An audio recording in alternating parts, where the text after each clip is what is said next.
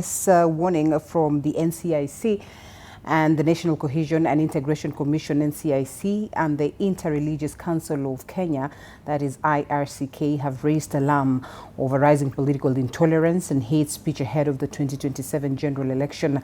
In a joint statement, the two institutions reaffirmed their commitment to safeguarding national unity and peaceful coexistence, warning that inflammatory rhetoric, ethnic mobilization and cyber harassment threaten Kenya's cohesion.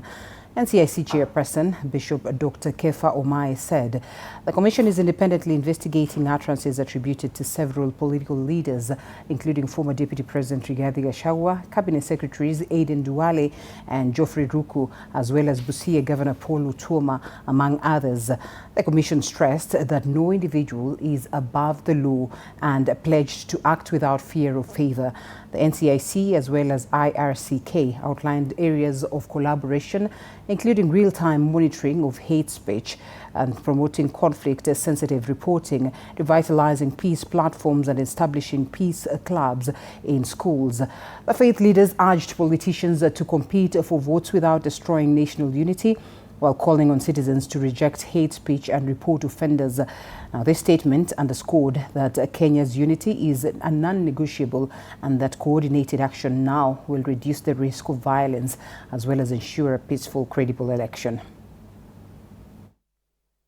Before we carry out any investigation, it's important for Kenyans to know there has to be complaints. You don't go out there and begin to act on a TikTok clip which has been sent. I've said that before. We are an institution that believes in the due process, believe in the law and the procedures that we have as a commission.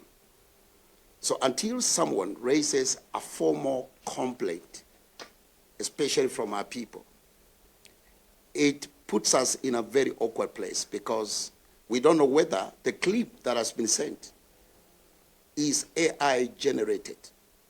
So we have to be sure that it is a legitimate complaint that has been sent to us.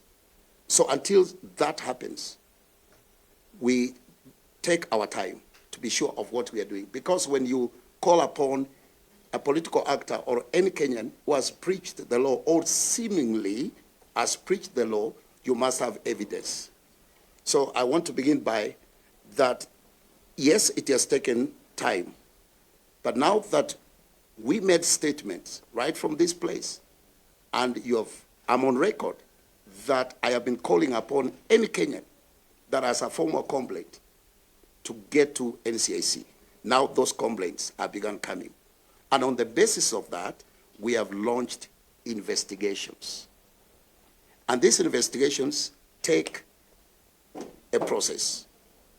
We go to the field, gather information. That information is properly documented because by the time we are going to court, we must have a watertight case.